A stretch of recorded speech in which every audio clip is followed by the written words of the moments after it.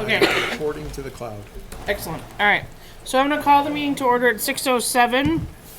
I would like a motion to accept the agenda with the caveat of moving the Hawk Hill Committee update from where it currently sits at 6:45 to just after communications with parents, citizens, and staff.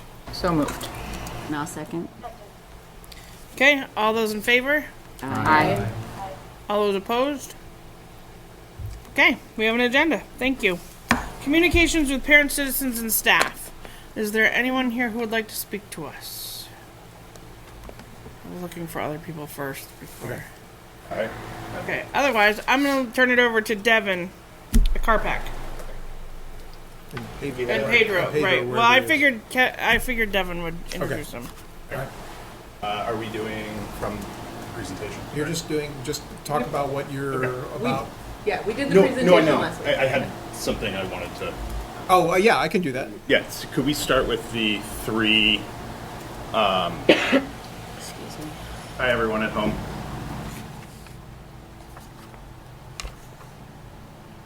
Lori, didn't you just move Hawk Hill up to this point? No, after this point. So we're doing the communications with parents, citizens, staff, and that for some reason includes Devin.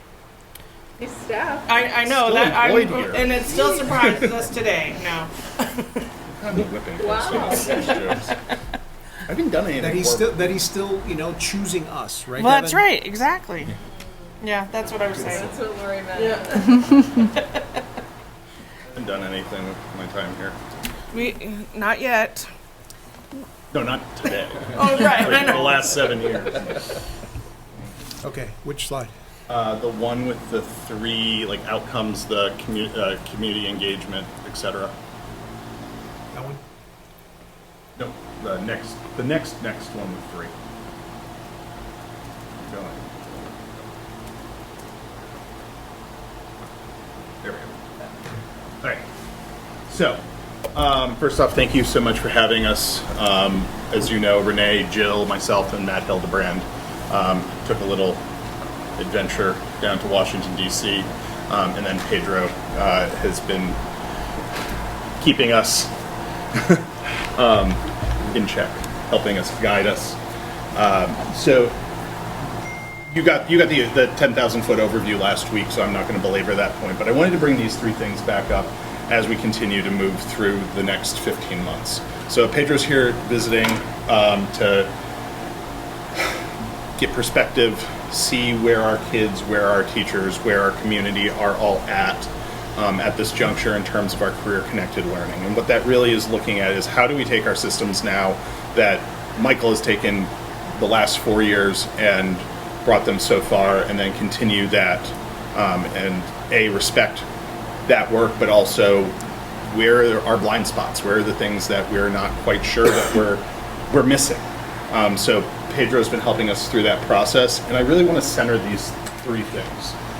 Define pathways and career preparation supports, giving our kids the ability to figure out who they want to be and how the heck to get there.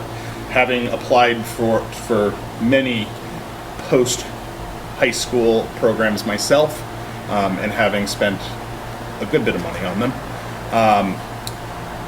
I want my hope for our kids, for our community, is our students are the best prepared that we can have them be, and also know where the heck they're going, and make sure that that's supporting them both as people and also as in their future careers.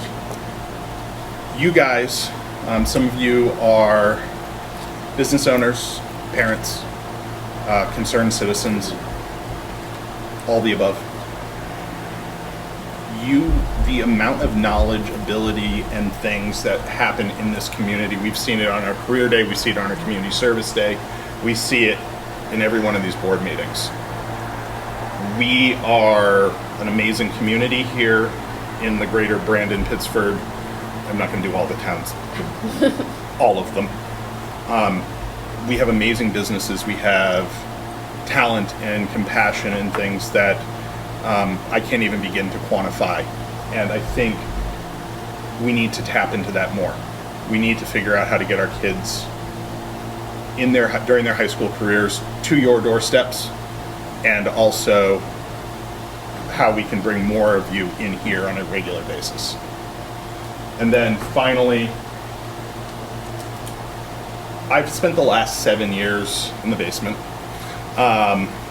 really trying to figure out how to take what was a 3/4 time position and turn it into something I hope is somewhat special, where our kids can try on different things and start making some critical decisions about their future.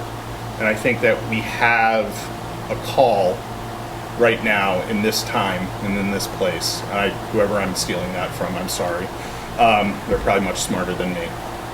But the reality of the situation is that, like, how can we evolve the things that we've already invested in, and making sure going forward that we continue to grow those to have the best resources for our students, to not only figure out who they want to be, but also give them the best reason to show up day in and day out and invest in themselves, because it's hard. Those little pocket computers that they're carrying around, they're not great. And I think that what I've done, what Josh has been doing, twice as long, we have an amazing opportunity to continue to grow those things. And I think this is the potential for a step, but we have to figure out the best way to invite everyone in to continue that work. So, without further ado, I wanted to introduce Pedro. So today we met with, how many kids do you think we met with? Sorry about the inundating of the last 30. Over 100 something Yeah. students, yeah. That is our best data point. We pay money to do Panorama, which didn't save mine today, which was sad when I figured that out. We pay money to Panorama, but like my undergraduate degree is in anthropology, so ethnography is near and dear to my heart. And that's in a lot of ways what Pedro's here to do, is help write the story of where we are now and how we can take that information and, as a team, hopefully, eventually, grow it into the future. Is that a good intro? That's a great intro. Awesome. Good afternoon, everyone. My name is Pedro Carreño. I'm a design partner with Transcend, who is a partner of you all in this work to reimagine and redesign what school can look like. I think particularly when we're thinking about career-connected learning as part of this rural cohort over the next 15 months. My visit here today and tomorrow is really around learning alongside you all, learning alongside our students, our staff, our broader community, and really push what's possible. I think today was extremely insightful in many ways. Like, a lot of great things, a lot of things that feel like really pain points for our staff and our students that I think have surfaced up. Some I'm sure y'all are very much privy to, and I think we're very, very much grappling with.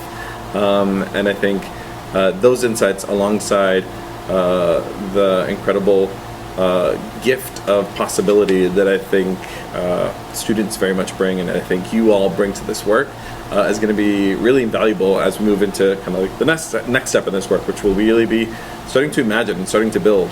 So some of the work that we'll be doing tomorrow, I know some of you all will be joining us, which we're really excited for, as part of the design team and the design sprint tomorrow, is really thinking about what's possible. How do we get to learn from our community? How do we get to learn from other models? How do we get to learn from inspiration?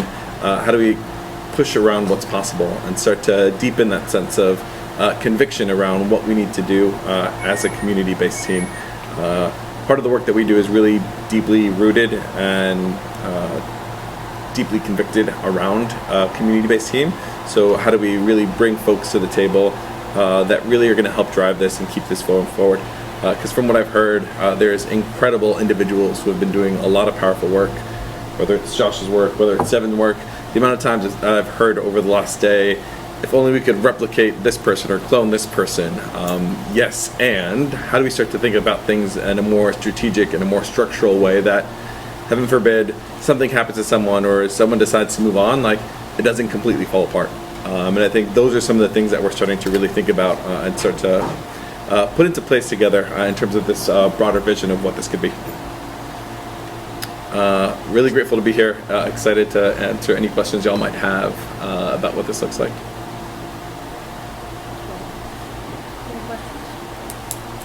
I'll have some more questions tomorrow. Yeah.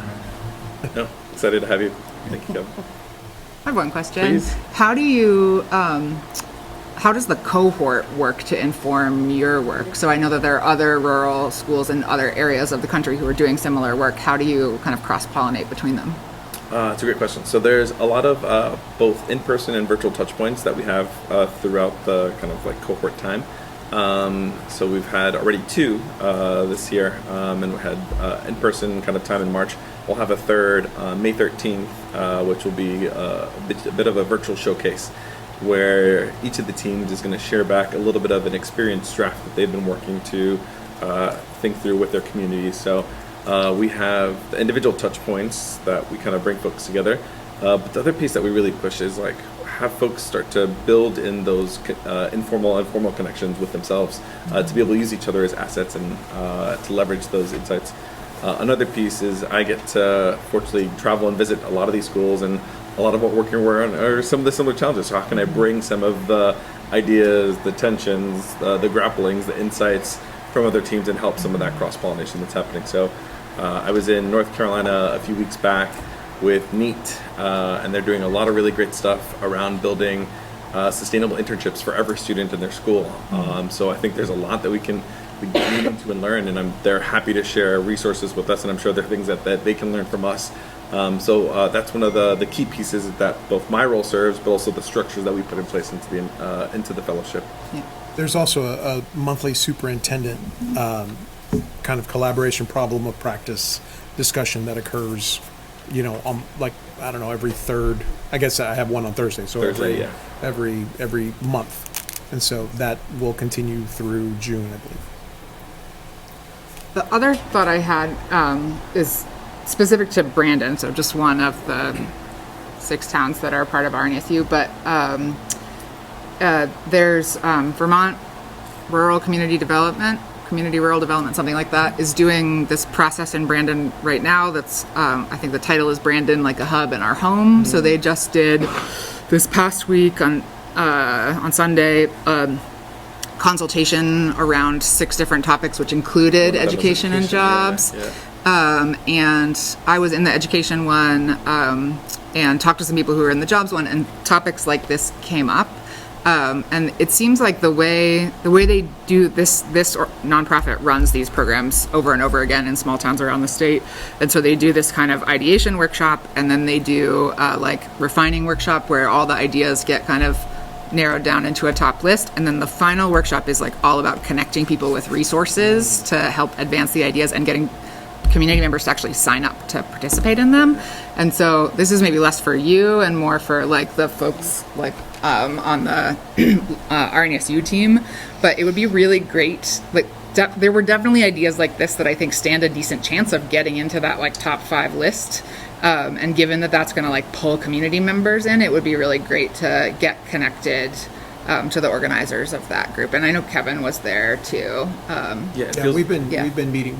You have with been. them. Yeah, That's no. awesome. Okay, great. I just wanted to make sure that connection was happening because there was a lot of energy in those rooms. Feels very synergistic. Yes. And I know Jill actually mentioning it to us in one of our class planning meetings, and I was like, oh yes, like this looks really awesome. Cool. Thank you. Any other questions? Welcome. Thank you. Appreciate it. Thank you very much. Absolutely. All right. Any other communications from parents, citizens, or staff? Okay. We're going to move on to our Hawk Hill update. Kevin, I'll pass it on to you. Thank you. So this is a great segue because career connected learning and local resources that describes Hawk Hill. Josh, how many acres is it? 258. 258 acres. It's an incredible resource, and I don't know if it's a unique resource in Vermont, but it must be darn close to it for teaching kids about nature, for getting them involved in learning in ways they might not otherwise, to get them excited about coming to school. And I think the possibility to create a true magnet program is there for us. I've got some technical details to talk about, and then which I'll be brief about, and then turn it over to Josh if he wants to add anything. We're working on a new management plan. I mentioned this before. We should. My goal, and I think it's an achievable one, is to have that before you to review and approve before the end of the school year. We're very close. We've gotten a lot of help working on this. Pam Burlingame of the Vermont Land Trust, Mark Reichert of the state forestry, I don't know what agency. Fernanda did a lot of really good groundwork with Pam a year ago. And Josh is heavily involved in these discussions as well, about technical things, about forest management, trail management, things like that. I have nothing to add to that, but I think that together that team is creating a really strong land management program. And once we have the language down and everybody's happy with it, it's going to come before you. The other thing I wanted to raise, I think I've talked about this before, but I want to raise again, is that Hawk Hill is also managed by a deed agreement between the school system and the land trust. In my opinion, that needs modification, and the main reason it does is because the deed agreement states that the major purposes of Hawk Hill are archaeological preservation and management and recreation. Education comes in at a distant third, and it's hardly even mentioned. We think that the primary role of Hawk Hill, and I think the board certainly agrees, is education. I think we need to get that ratified in the documents. That's a more complicated process because, first of all, the land trust has to agree to it, and then I think we have probably, I don't know for sure, might have to go to court to get it, stamped and approved. So that's a project for next year. But making use of Hawk Hill, celebrating this resource, making the best of it that we possibly can, getting it involved in this whole process with Transcend is all very much worth doing. And I just wanted to remind the board, because we kind of sleep on it. I've got to confess, I haven't been walking around back there in quite some time. We kind of sleep on it, but it's an incredible educational resource for our students. And with that, I'm going to turn it over to Josh. Hi, I'm Josh.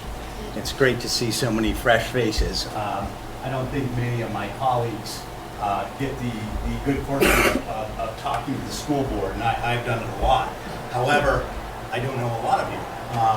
So I run the Moosaloo Center. I have for 22 years.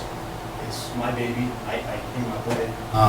I feel very fortunate that the school district trusts me, not only with the children, but in adverse conditions, and to carry out the curriculum that Moosaloo is.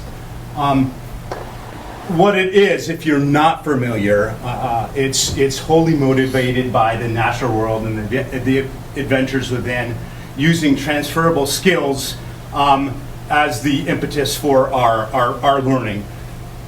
The transferable skills actually come ahead of traditional academic learning targets. Not to bleach that out. The learning targets, the academic learning targets, are very much a part of a holistic style of education. The results are, if you are not aware, pretty unbelievable. We're a little old Otter Valley, and obviously there isn't. I have some severe hubris here, but. Moosaloo is very special, and we have many graduates that have come to Moosaloo and gone to bigger and better places, and those students refer back to their experience in Moosaloo as why they're on the path they're on. And a part of that is the backdrop, which is that I have, which is Hawk Hill. I don't like. I feel like a braggart, but sometimes it feels like the legend of Moosaloo goes beyond Otter Valley, way beyond Otter Valley. So, for example, the Vermont Rural Collaborative Outdoor Education Symposium, they have a keynote speaker. You're looking at him. So like Otter Valley gets courted half a dozen times a year by other school districts looking to replicate the program.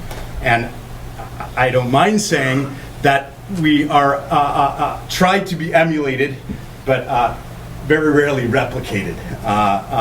And that's something that we should all be proud of. Anyway, we have a number of students interested in being on the board, the Hawk Hill board. It's late in the year, and it's also the spring sports are in full swing, so I couldn't wrangle them up to be here tonight, but I think they will make it for our meeting on Tuesday. I can tell you that Hawk Hill will be here long after this building gets torn down. And it is underrepresented, and it is underutilized. It's an incredible resource. It's ecologically diverse. It's a natural wildlife corridor. It is serves as a living example of a timeline of Vermont, not only the natural history, but also the social histories right here in Brandon. And I have to say, for me, it is one of the reasons that I am still here. Not many teachers have at their disposal a 258-acre parcel of land. And it's professionally, my role in the Hawk Hill Committee has probably been one of my most stressful. And I won't get into that. But I think it's important that I let you know that. I don't think we or I have done a good enough job at incorporating Hawk Hill into the general vernacular of Otter Valley. And in my mind, I know I'm an outdoor educator. I know I bleed Vermont. In my mind, when we look at what we call a portrait of a graduate, Hawk Hill should be, the understanding of the Hawk Hill should be at the top of the list. And I think it's kind of travesty that it's not. That's my opinion. So I have had this idea for like 10 years plus, and staving off infrastructural advancements, I don't know if that's the right word, infrastructural processes within Hawk Hill to promote the Chamber of Commerce, the town of Brandon, et cetera, recreational aspects. I have thought that a interpretive trail would be awesome, but the interpretive trail would have to be completely rethought of, so redesigned. So I plan on beginning this interpretive trail, leaving no infrastructure in Hawk Hill, none whatsoever. So, in other words, somebody could go out in the future, probably after I'm gone, and one day they may want to take a history walk, and then go to hotspots. I don't know if I'm using the right terminology, but go to hotspots and then have that information available on a cell phone. The other day, they may want to do a poetry walk. And so they can go to sites, hotspot sites that access poetry, history, on and on and on. And these sites would be built by Otter Valley students. I'll leave you with this.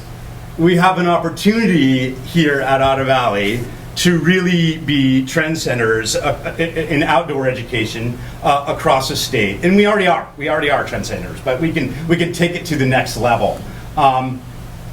As well as our role in stewarding this incredible resource. And I know that sounds campy, but it's next to my family. It's been my life, and that's important to me. So there you have it. Thank you. Any questions? Is there a land management plan now, or are you Yeah. creating Yeah. a new one? No, Okay. There's So you're one. revising It's it. old, yeah. So I'm very, very appreciative of the revision, the potential revision of moving education to the top of the list. The history is quite dense. Otter Valley came to this property more or less by accident. It was given to Otter Valley. It just kind of manifested very quickly. And then more has been deciphered about the history, etc. I guess just to synthesize this in the simplest terms, like, we own the property, so why aren't we using the property for the benefit of our students? So I've written land management plans, and I'm just thinking that wouldn't that be a great opportunity to have the students be involved in the revision? I think that's what Kevin's trying to do. Right? So you Yeah. have students, not just in MOVUHS, but in Right. other classes, help craft portions of the plan. Yes. In art, maybe Yeah. they draw, I don't know, but just thinking outside of the typical, well, we just all five of us get together, Yeah. write a plan, and here's some revisions. Right. Any other thoughts or questions? I don't have a question, but I have a family member who went in the infancy of the program, took your class, and she went on to master in marine biology and herpetology. And I've heard a lot of great things about the program. Yeah. It's been a blessing to my life. Certainly, I don't ever question why I'm here. Yeah. Well, we appreciate everything that you do. Oh, thanks, I appreciate that. Thank you so much. Thank you. Yeah. Thanks. All right. Well, thanks for being here, Josh. No problem. All right. Well, thank you, Josh, for being here. No problem. We will look forward to hearing more about what's going on with Hawk Hill and Moose. All right. Consent agenda. Can I ask a question about including a student on the board? Are there steps to do that? So we're not actually doing that tonight because they couldn't come up with one yet. So they'll bring us somebody hopefully next month, maybe. Okay. We'll see. Okay. Thank you. You're welcome.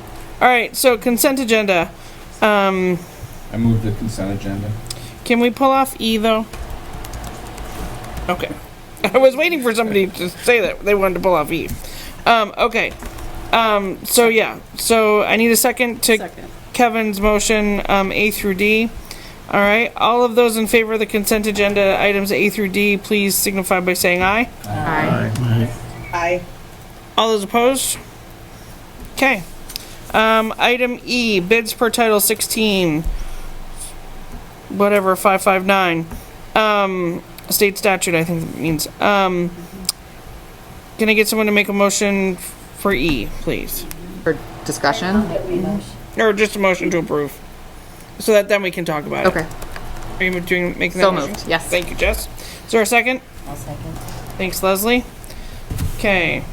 So the reason I pulled this off was because I was looking at it earlier today, and so I wanted you guys to see that you're actually approving these bids that have come through.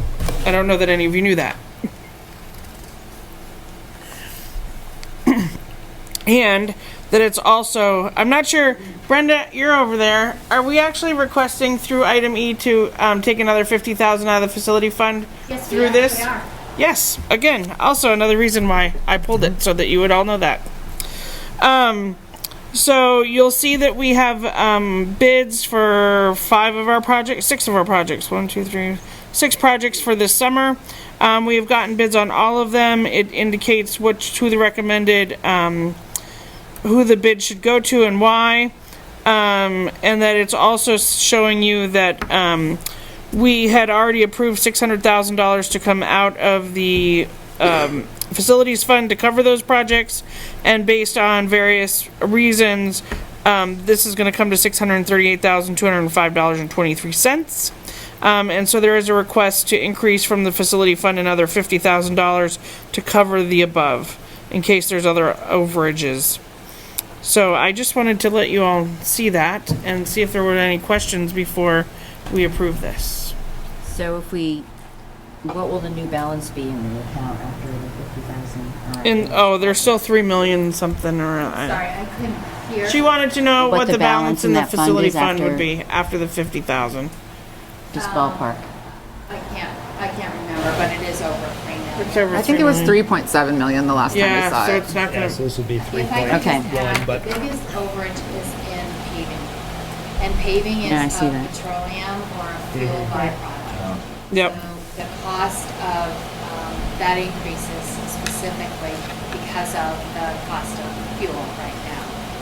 If you were to delay it a year, you would be banking that the price of fuel would go down, which it may or may not, I don't know.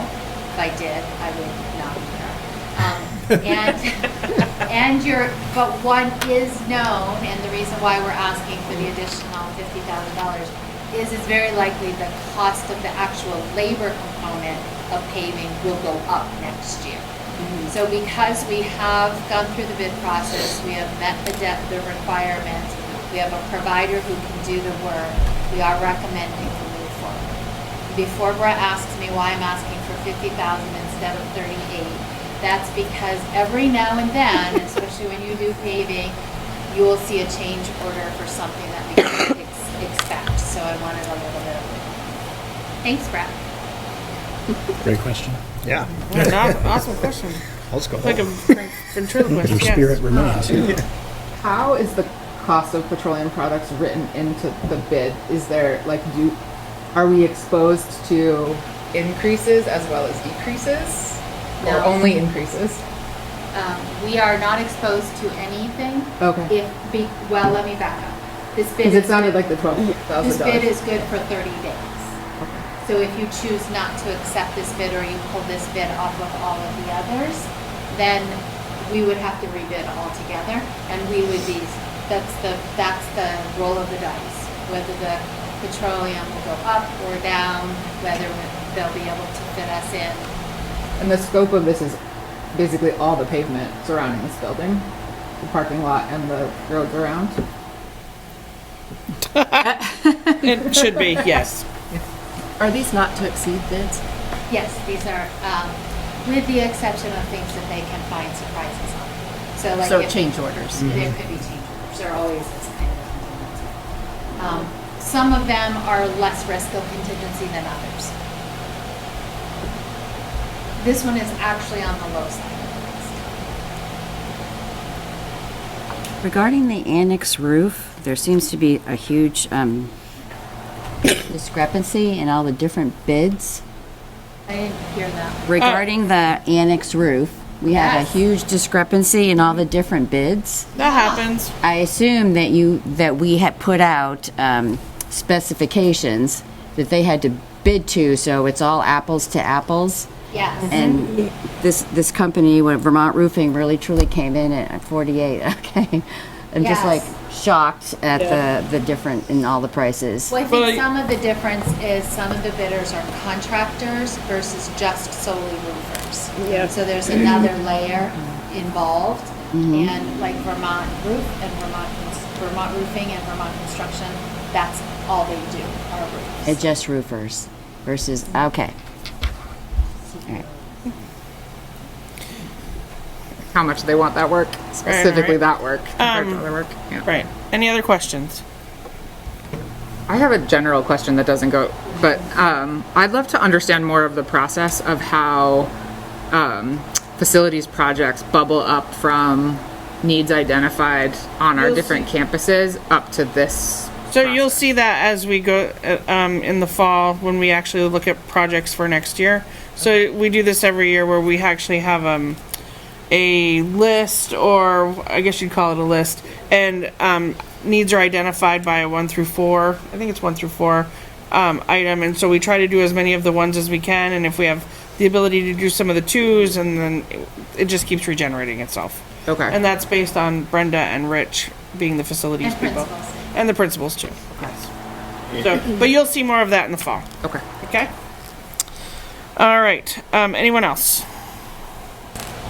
All right. Then all of those in favor of item E, bids per Title 16, State Statute 559, please signify by saying aye.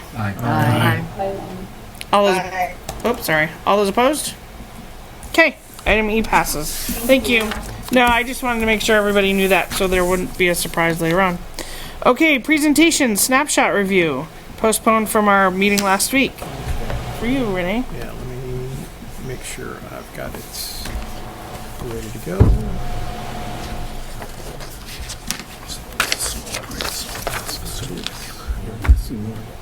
Thank you.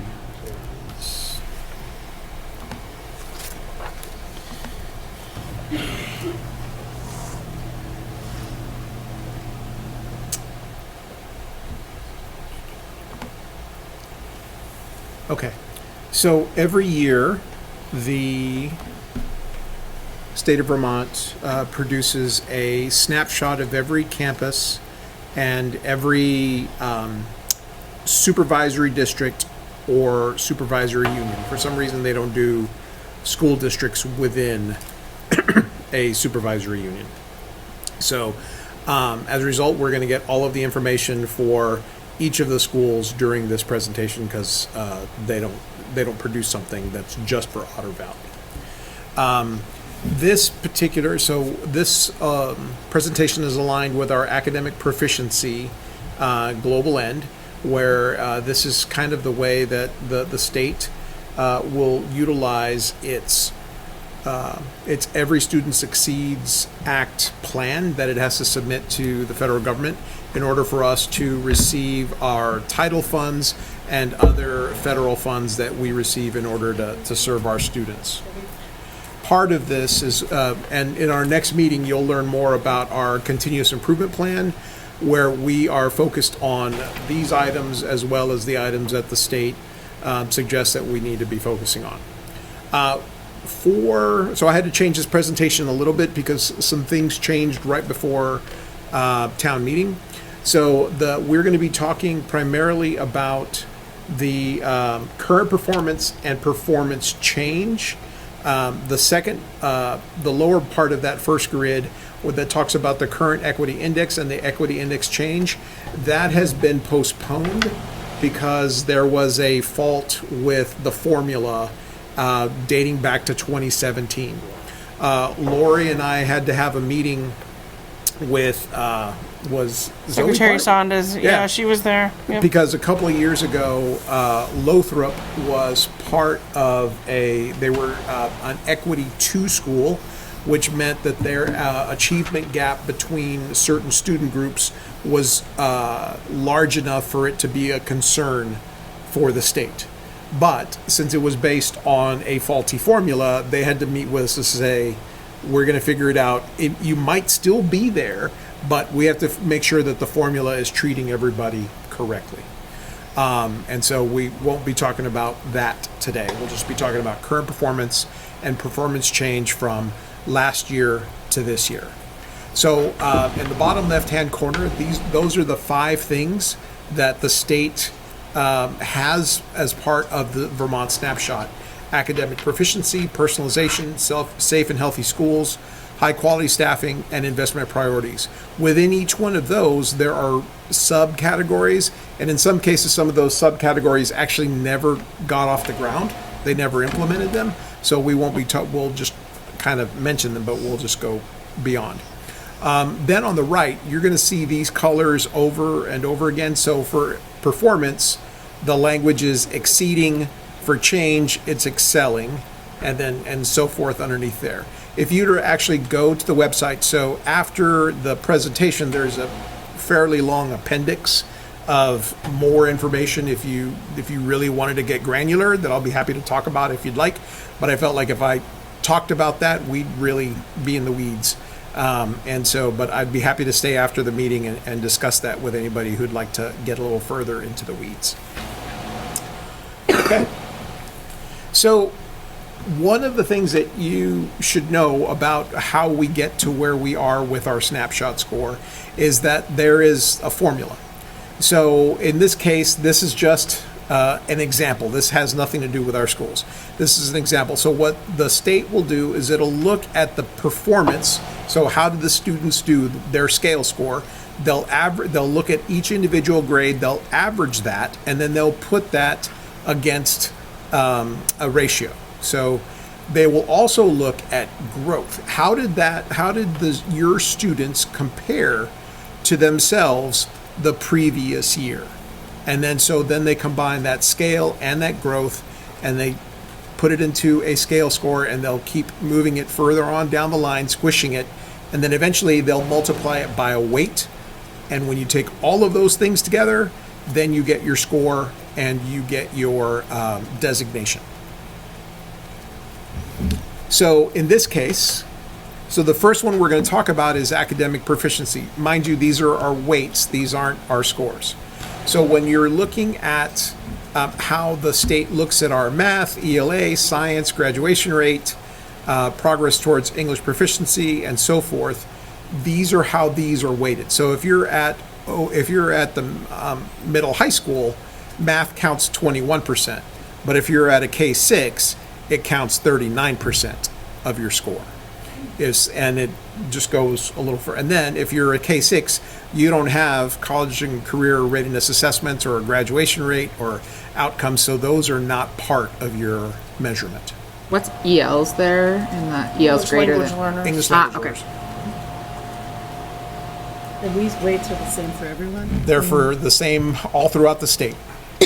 And so if you have a K8, so like in the case of Barstow or other places that have K8s, they have to figure out how to manipulate it so that it applies to their stuff. So rather than using the circles and the half circles and the donuts and the empty circles that you will find on the actual website, I decided to just use colors and the words, so that way it was a little bit easier to share what's happening. So as you go, so the way that you would look at it is on the left-hand side, the overall summative rating. So when you take all 5 categories that we mentioned earlier, that first line where it says summative, that's how each of the schools are doing. I also included the state of Vermont as a whole, so you had that as kind of a benchmark to see how our schools are doing. Because again, if we just put our schools up there, you wouldn't have a way to really compare it to what's going on in the rest of the state or any place else for that matter. So then underneath summative is the overall academic proficiency, which you saw here, which is all of these things. And so as you go across, you can see, if we were to look at it together, so Lothrop, their performance, how they're doing overall, just taking the test and doing all the things that they're supposed to be doing, they're meeting, and their change from the previous year is really good according to the state, so they're excelling. And then if you keep going across, the reason why, so approaching and not improving means that you're getting closer to meeting. Not improving means you're about the same. As the same kind of performance, there was not really much of a change. Otter, so now we're at Otter Creek, so approaching, so our performance, like how our scores are, pretty good. But if we're going, in that case, it says that it's declining, so that means that their performance is going down. But that performance could be the difference of negative 0.01. So like instead of having a 0 change, they went down by 100th of a scale score. Okay, so that's declining, and I'll get to that explanation in a second. Otter Valley, for overall academic proficiency, approaching, but yet they're improving. So compared to the previous year, their scores are, again, getting closer to meeting, but they're improving. And then overall, Vermont is approaching and declining. And so I'll just leave this here for a second. I do want to mention the graduation rate and Vermont. So we are meeting the graduation rate expectations in Otter Valley for this year. We went from 72% to 79%, and that number from 72 to 79 is that 7% shows that's quite a big jump. So that's why we're excelling there. I have a question. Yeah. Do we not do science at Otter Creek? Or it may be that because the the class of 5, so those scores are hidden. Okay, so that's too small of a sample for it to be included. They are tested. Yes. Right. And so, because science is tested grades 5, 8, and 11. Right. And then the last pieces are the college and career readiness. This only applies to Otter Valley. The college and career outcomes within 16 months of graduation, and the performance on college and career readiness assessments. How do they determine that? Because that's not a test. Which part? How they know that whether or not we're college or career ready outcomes within 16 months of graduation. So they will look at, and I included the slide in the appendix, Okay. but they'll look at your performance on SAT, ACT, AP tests. They'll look at if you have been enrolled in a post-secondary school, like a 2-year or a 4-year college within 16 months. Okay. And I think they also include things like what we had on the announcements from the previous week, the skills USA tests. Oh. They include those things too, and so that's included in the appendix if you want to look further. Okay. Thank you. Anything else on this particular slide?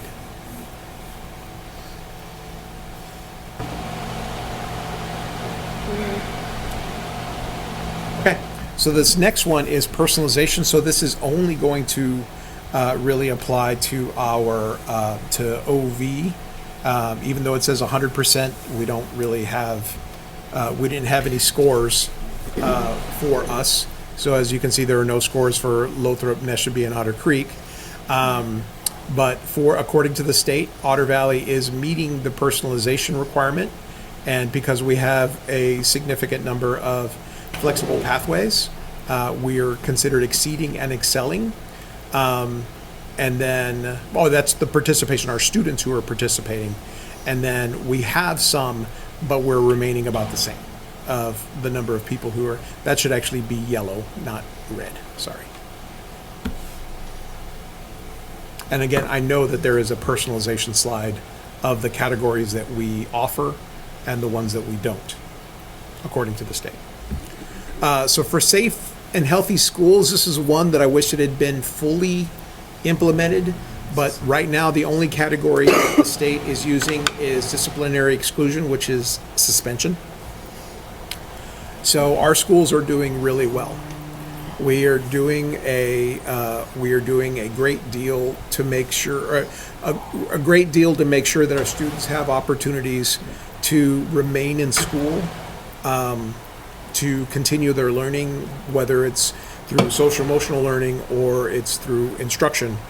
We just want to make sure that our students are availing themselves of those opportunities.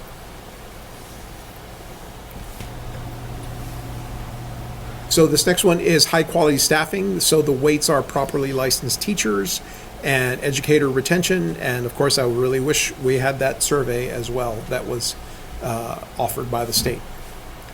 So as a whole, we are either exceeding or meeting across the district and the state.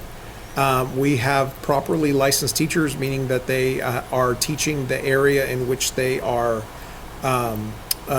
teaching in the area in which they are certified, and that we are doing a really good job retaining our educators.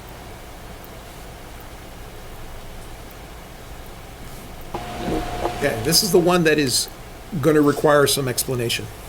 So this category, investment priorities, what they do is that they are comparing the number of teachers that we have, and compare that the number of staff members that we have, and compare that to the EQS, or the Educational Quality Standards staffing ratio. So for teachers, school counselors, librarians, and nurses, they are compared against how many students are in the school. So the ratio is based on those. Principals are based on the number of teachers in the school. And it could be, because we're a supervisory union, based on the number of teachers that are assigned to that campus, and doesn't include special education teachers. That is something that I would have to ask the state to confirm. So you can see the weights on the left-hand side. They were on the previous one. So teachers overall is 50%, principals is 20%, school counselors 10, librarians 10, nurses 10.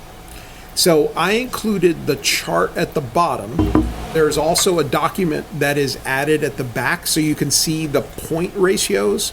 Because what's interesting about this particular category is that you can be both too low and too high. So if we look at the first one, let's look at elementary teachers.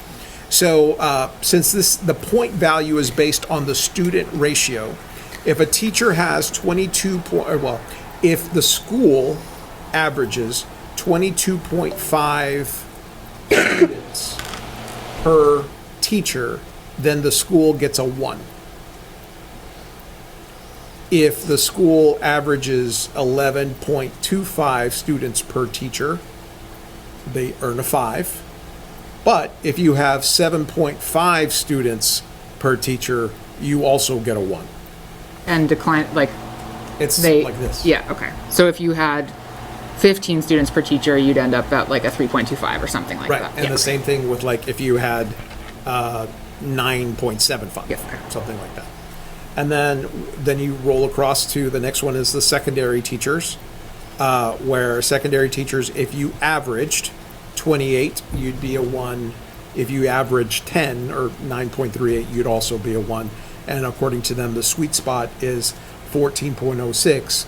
But what we know now, based on Act 73, the new sweet spot is going to be 18.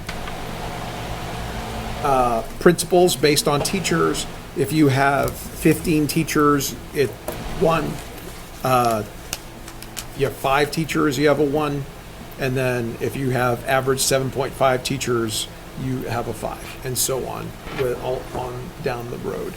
So if you have that in mind, what you know about our schools, you can look up at our schools and you can see, well, that actually makes sense why they're approaching, or why they're meeting, or why they are exceeding in some cases. Because in some cases, when you take our employees and you compare them to the number of students that are in the building, they're either not enough of them or too much of them in order for them to meet these EQS standards. And so that's why I wanted to make sure that those numbers are there. Everything that you saw before also has numbers attached to it like this, but I felt like this one would be really hard to explain if I didn't put this one right on this slide. So, can you explain the difference between exceeding and declining then? That just means your score is declining? So if we don't know which side of the median. So if your performance is, so let's say for example, so I can just, let me show you something really quick and you can understand. Okay. So if you're exceeding, that means that you are, that your ratio is above 3.77. So wherever that is, if you're above 3.77, you're exceeding. But you could be getting closer to that 3.77 cutoff, and that's why you're declining. So let me get to a slide that shows what that looks like. Well, they make it easy. Right. So this is the same slide as that very first slide that you saw with just some of, with half of the cells. So this line right here represents exceeding. This line here represents meeting, and this line represents approaching, and anything under this is not meeting. And so if you are, so the goal would be to have something up here, right? If you were excelling in your performance, your column would be way up here. But right now, and we have a lot of people who are oh, there it is, performance change. So our performance change, all. In this case, Lothrop is over here. We saw that Lothrop was excelling in a lot of their performance change. So that's why they're above that performance change. Other places, other schools have 1 or 2 above it, and so forth. That's why I didn't want to, but I wanted to give this graphic in case people wanted to go further into what it looked like visually. I have a question, Renee. Yeah. So it's very striking to me, contrasting the investment priorities slide to the academic performance slide, the OVU academic performance by school, that like we have Lothrop exceeding and excelling in the academic performance, but in the investment priorities slide, we see a lot of not meeting and declining. And Otter Creek Academy kind of vice versa. Do you think that that means that there is just a gap between the investment priorities that the state is telling us and what we are seeing in our district is leading to good outcomes for students? Or would you explain that delta in a different way? And how do you know if it's overstaffed or understaffed? So what this is telling me right now is that we have to, since this is really the first year that we're looking at this in depth, we have to start understanding what this is actually telling us. Okay. What I would also argue is that based on the data that we present, was it last week that we presented the STAR? Yes. If that data holds up, everybody will be meeting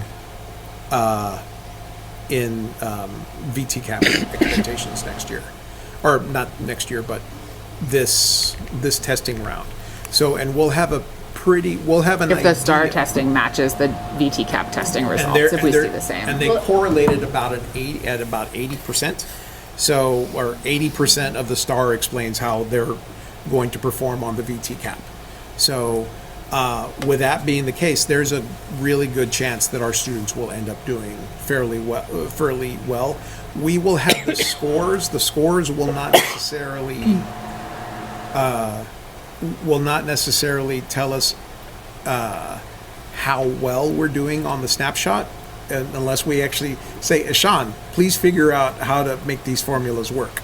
But what I would say is that we're still trying to, now that we've given all the schools the tools that many of the tools that they need, we should start seeing more of the blue and greens showing up. And then with respect to the investment priorities, I think that goes back directly to the conversations that we have about the budget, because we are if right now, the EQS says that we're staffed properly at some of our schools and meeting at some schools, but maybe not so much at other schools, then we have to look at that. But we also know, like I said, that the average minimums are increasing, so that 11.25 and 14.06 are no longer going to be 5s. So this slide might look very different next year just because they're changing what they're grading against. It'll be, so we have about 3 years to roll it out for those average minimums, but they'll start writing us at the end of next year. I've got an even more basic question. Yeah. What does investment mean? Dollar spent? Yes. So they originally, these were the original two things: EQS staffing ratios and per pupil spending. But for whatever reason, they never implemented the per pupil spending as a way of measuring investment priorities in a district. And so right now, the only thing that the snapshot is reporting back to us and back to our communities is how well we're staffing according to educational quality standards. So to get back to the previous investment priorities slide, is that the high quality staffing one? No, this one. Oh, this one. That one. Yeah. Okay. Is that telling us that we're not spending enough on the principal at Lothrop? Or spending too much? Probably probably not enough, because it's right in line with Otter Creek. They each have one. So, but remember, it's not about the school, it's about the number of students. Number of students. So if you have... But you have one principal on each, right? Only one number changes, which is the number of students. Right. So if one is exceeding, that tells me that we're under with the number of principal. I mean, I know we can't, Well, we can't have principals like are based on 1.15 teachers. principals. Principals are based on teachers, and so the Otter Creek has 5 or 6 teachers, 5 or 6 classroom teachers. No, maybe if you include Whiting, so probably 7 or. So they're right at that sweet spot Yeah, of they're 5. right at that sweet spot of 7.5, whereas Lothrop would have more than that. So that's why they're not meeting. Right. So it's not based on students, it's based on number of teachers. Correct, for principals. And you might also find something like, you know, our like families at Otter Creek Academy tell us that they love the small classes and that those are really good for their students, and maybe that does help some of those individual students with scores. But here, if you have a class size that is smaller than the 14.06, then you're going to suffer on it for points in the how well our staffing aligns with what the state says is appropriate staffing. Right, so if if all of their classrooms together average less than 14.06 or more than 14.06, that's how you get further away from that 5. So you could go in either direction. Gabe. So what does this all tell us? What do we do with this data? Do we get resources? Do we get punished? Do we get gold stars? Do we get data that tells us whether to, is this what's driving how many, do we hire more teachers? So what are we doing with this? From the state, if you are in the bottom 5% of these things, you are part of either a comprehensive supports program or a targeted supports program. And so that's when I mentioned Lothrop earlier for equity supports. We were part of that group for a year, and then it went away because the gaps closed or decreased. And then now we have no idea anymore about that. But that's the whole concept behind the snapshot is to have an accountability system for schools and districts within the state, that if you are a consistently poor performer, that the state will intervene and help you with money, with professional development, with all kinds of things. So is that intervention, it almost sounds like you want that. Is that like, now you get more resources for doing poorly, whether that's self-induced or due to whatever? And is that what this whole process the state goes through to decide whether you're in or out of that support need bracket? So if you get the resources and you move, you lose the resources. If you get the resources and you don't improve, the state can come take over your schools. Well, there's other factors than just this, right? Yeah, so, yeah. I mean, you also have to be able to attract staff, right? Yeah. So, I mean, if you just look at the numbers and say, well, you should only have 0.78 of a librarian, well, that's fine, except for where are you going to find 0.78 of a librarian? Yeah. So those are just some hits that you have to take, because one of the things that I pointed out up top,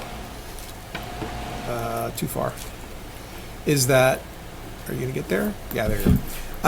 So we're really looking at our summative ones up there, because that's the one that tells the whole story for the 5 categories. So those are the ones that we need to make sure that we're looking at the data, whether it's the academic performance or if it's another component of what we're seeing, and really working with the state to really understand what it is that they're trying to tell us along the way. So like in the case of if you have a summative where you're exceeding, then I still want to know what is it that we're doing so well there, so that way potentially we can replicate it elsewhere.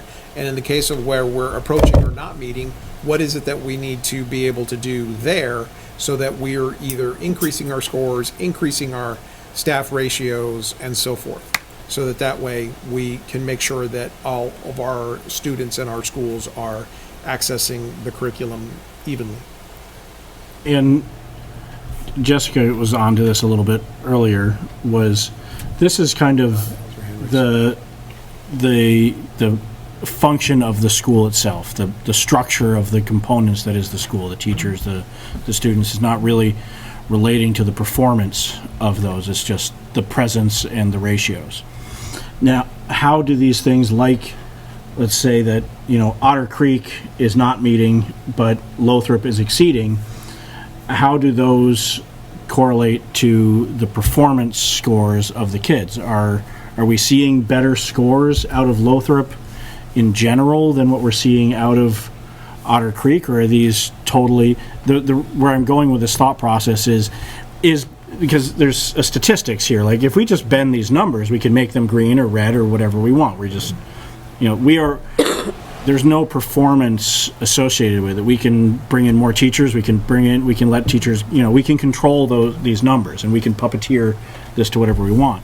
Does it actually correlate to a performance difference if we put these graphs next to each other? So everything below the summative on this one, I probably should have put like a space between. But everything below this for the overall academic proficiency for all of those categories, that's all based on either tests, graduation, or college classes, or other things like that. So that is something that, so 1/5 of the, where are we? So the academic proficiency is all based on tests or other outcomes. Okay. Personalization is what we've created for the kids, which also includes flexible pathways. So it does involve kids participating in activities that we've created or that they've created for themselves. Safe and healthy schools is suspension, so that's student related as well. Then when you get 4 and 5 are more of, what's the supervisory union, school district, schools, what are they doing in order to make sure that they're providing what they need in order for the students can do well in 1 through 3. So I may have been looking at the wrong slide, but looking at those last two, the staffing and the quality and the investment priorities, do those align with the performance? Not really. One thing that I can say is that based on last year's VT cap, Lothrop did do really well in comparison to the rest of our schools. So they did have an increased performance rate last year in 25. And so by adjusting the high quality staffing to meet to their parameters, we see a functional correlation to the kids' performance. Can I piggyback on that? No, because Fernanda's been waiting. Oh, sorry. I can't. Sorry, Fernanda. I don't have enough data to say that there's a correlation. Okay, I'm going to let Fernanda go, and then we can come back to you. Fernanda, go ahead. So I guess I'm going to, I have lots of questions and thoughts in my brain, but I'm going to try to focus on a couple of things. One is, did you receive assistance for any of your schools last year and was that assistance helpful in changing the results? What kind That's of assistance? We missed the you assistance from whom? From the state. No. It says you get resources that if you are, check marked. Did you receive that? No, we did. For whatever reason, we did not receive any resources from the state. So this is part of my issue, I think, with all of this data and the big plan. There is no dumping of resources and supports. The state doesn't have the capacity to offer that. So what I will tell you, for the schools that were comprehensive support programs, they did receive money to help them with their programming. We were a targeted support school for 1 year and didn't rise to the level of needing support, I believe. So that's why they just notified us. We asked questions about it, and they didn't say we didn't receive any support for it. And I guess the next question would be, it would be a more meaningful question if you had received supports. But with all the emphasis that you're putting on results within the system, meaning your math program, your reading program, the structures that you're building for teachers, would you say that is impacting your results more so, or would it more so than if the state were to provide something that doesn't align with everything you're doing?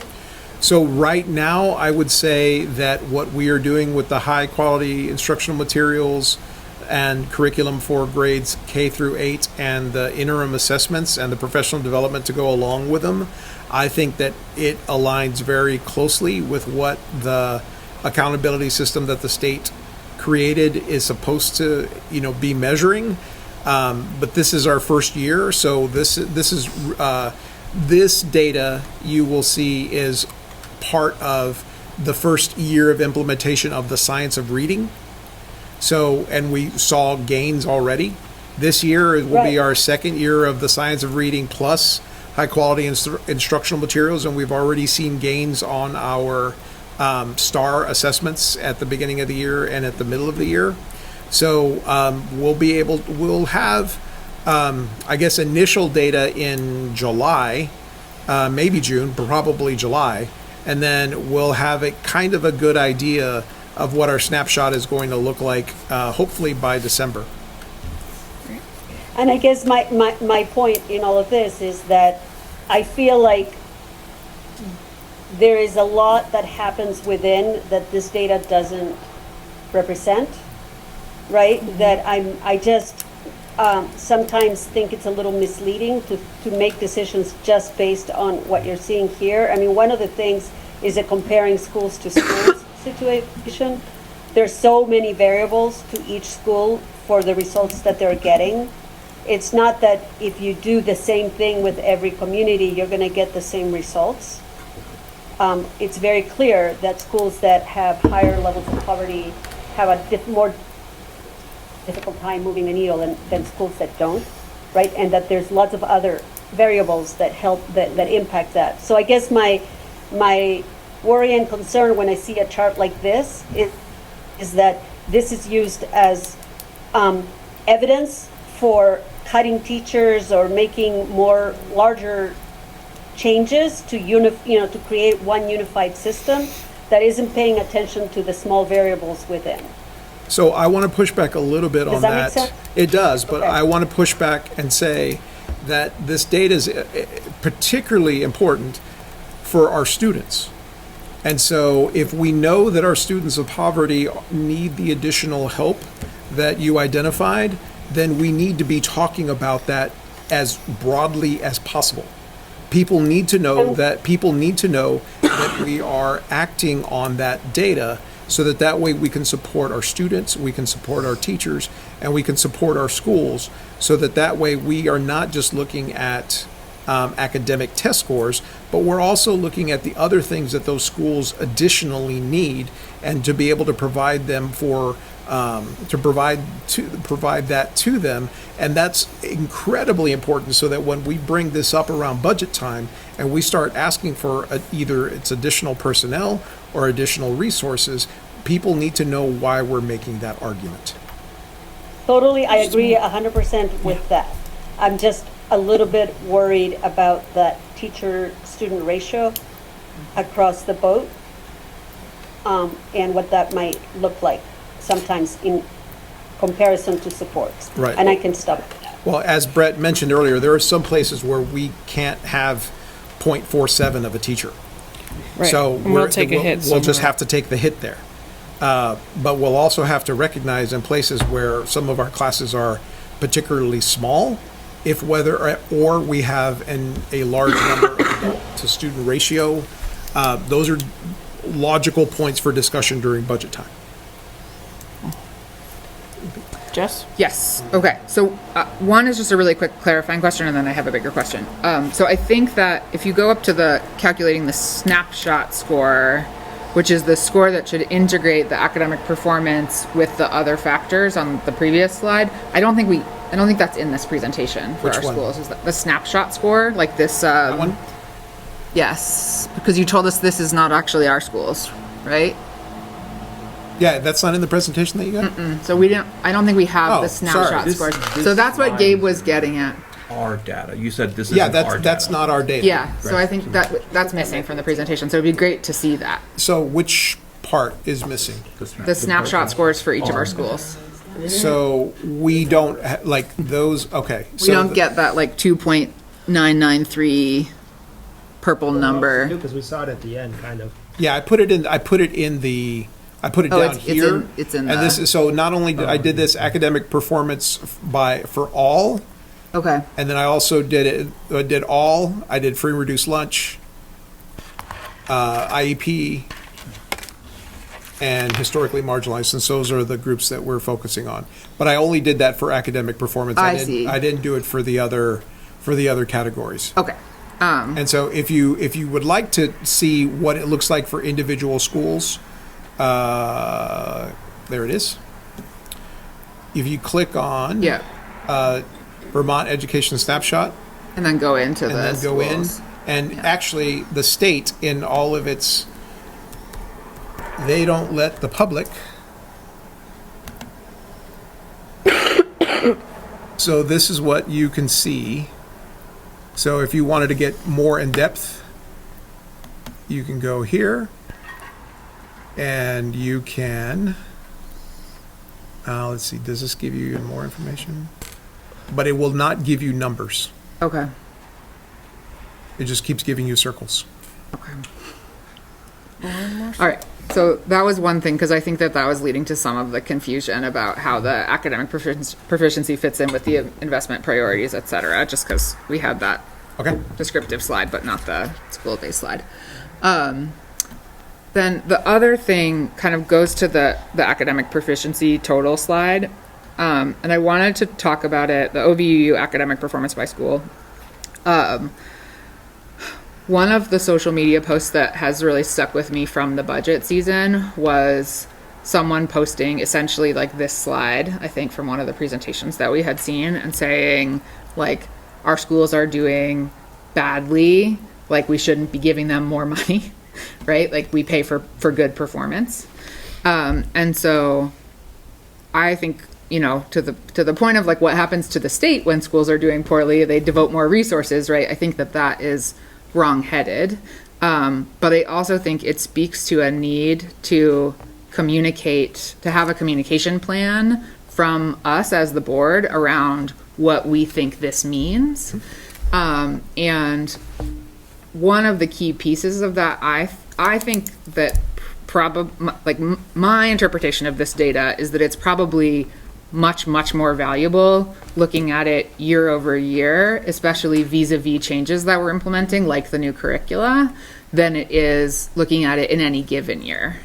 And so one of the pieces that I think is important there is, and I'd like to know from you, so like as someone with a lot of knowledge in this space, what is the anticipated timeline for the implementation of something like a new curricula or professional development offered to teachers? Like, do you expect to see the results in 1 year? Do you expect to see them in 5 years? Is it somewhere in between? Because I think that all goes into the story that we should be telling as a board about what this means to us, right? So I can answer it, Debbie, but you're the one who rolled it out, so. Sure. I think that we're gonna, so it's interesting because when you look at the differences in the schools, I know that, and this is completely anecdotal data, but I know which schools started using some of the science of reading tools before, like we even started training on it, right? So that's going to make a difference in what you're seeing here to begin with. We definitely, as you saw last week, we saw that longitudinal data is clearly saying, and this is by each school as well, some a little more than others, but each school is lowering their amount of risk and increasing their amount of readiness. So we're already the train is already moving, if you will. So each year I see this as refinement. I mean, typically it's 3 years before you're seeing sort of really significant gains. But I think we're in a fairly good place because the train was already moving. It wasn't like we started this at 3 years ago. Because we were in the bottom 5% or, Right, like right. with a real intervention situation. Exactly. So we've already made some gains here. The connection to VTCAP, as I mentioned last week, that just because students are ready, they may very well go off to do wonderful things, get into good colleges, all of that, and they may have been not very happy the day they took VTCAP. That's what's hard about using that one measure. I'm not saying it's not a good measure, but that's a challenge. So I think that we've already started. Typically 3 years you start to see some movement, but I think we're going to see a little bit of something even at the end of this year. Depending upon the grades as well. That's the other piece. So that's why I think, like last year when we were writing our continuous improvement plans, we wanted to make sure that we had modest goals, and in some cases we already exceeded those. We have a little bit bigger goals this year, but then going into next year when we're writing our continuous improvement plans, they should be fairly large gains, because at that point we will have had almost 2 full years of utilizing it, plus the training of it ahead of time. So and so that aligns with the 3-year expectation. But it's really important that we recognize that it's all of that. It's not just providing the materials, but it's also providing the professional development and the consistent expectation that it's being implemented close to, if not completely, with. Because this year it's fair to say that at the lower grades they were able to complete far more of the entire program, whereas the upper grades were doing a lot of scaffolding and sort of backfill in order to get through some of the units. And they really, the company really tells us sort of like, don't skip anything. They talk a lot about shorten things, but don't skip anything. And the teachers are sort of learning how to do that right now. In kindergarten, it's set up so that they should be able to get through everything. So we're going to see we will likely see different growth rates at different grade levels until we get to that first group that has had this work from kindergarten all the way up till 3rd grade when they start taking the VTCAP. So that will. Because they're going to have come into each year with all of the material that the curriculum expects them to have at that age. Right. It'll become a little easier for each grade level every single year. I remember as a teacher, I was a 5th grade teacher when Common Core came into play. And that was a lot of backfill that we had to do with practices. And it took a few years before I started to see sort of, okay, like they're coming in with a little bit more each year. So I expect that we're going to see different sets of growth based on our grade levels. And I also think that we should still pay attention to the STAR, that readiness and risk, because ultimately that talks about like big picture. Yeah, that's really helpful for me. I think it's really important for us to look at this and think about it programmatically, but also think about it from a community communications perspective.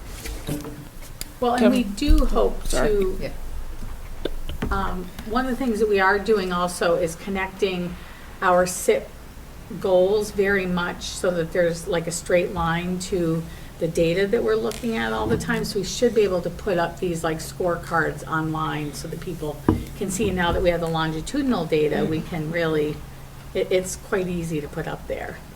So, yeah. Okay, Kevin White, you've been waiting a long time.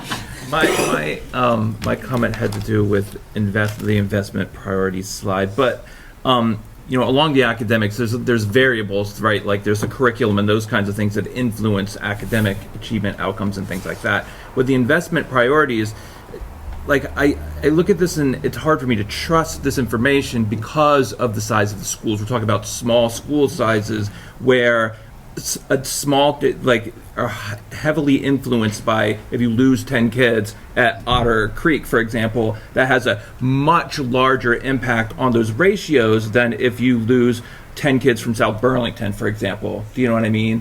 So you would really need to look at this data instead of one snapshot, over multiple years to see if there were any actual trends that held up over time.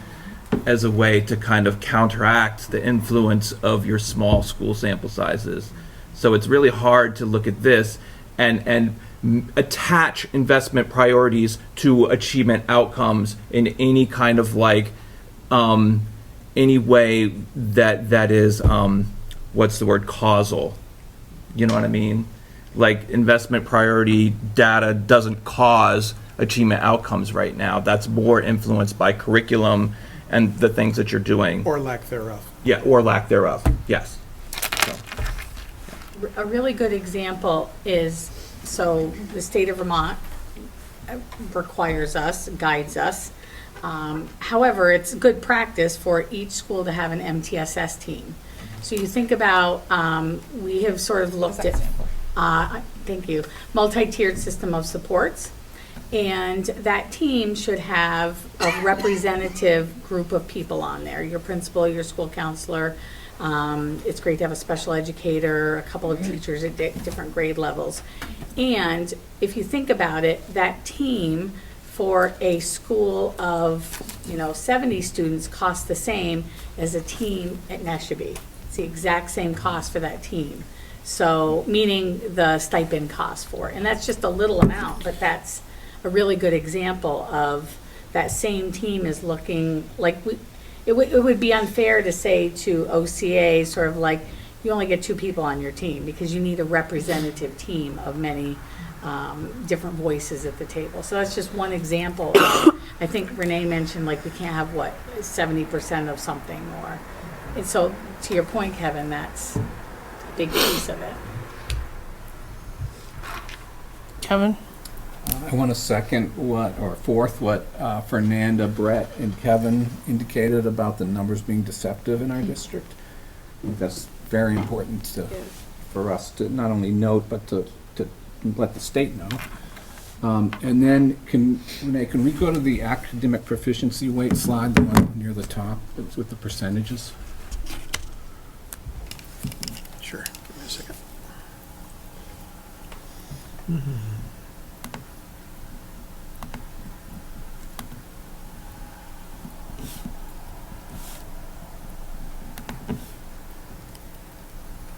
That one? Yeah. I've got to say that to me those numbers seem kind of made up. And I'll give the example of we got a Secretary of Education at some point who's a former phys ed teacher and says, we've got too many kids who don't get outside, who don't exercise, who are unhealthy, who eat poorly. We're going to make physical education 15% of our chart from now on. That changes all the numbers. And it just, for me, doesn't pass the smell test of, why are some of these things worth 21% as opposed to 40% for math and reading scores, say. So the whole exercise, I hope it's useful to you, but to us as a board, I'm not sure it's useful at all. I think it might even be inherently deceptive. I know that you have to meet requirements with the state. If you have a meeting with a state bureaucrat and says, look at all these red marks you've got, these have to change, you have to reallocate resources, blah, blah, blah.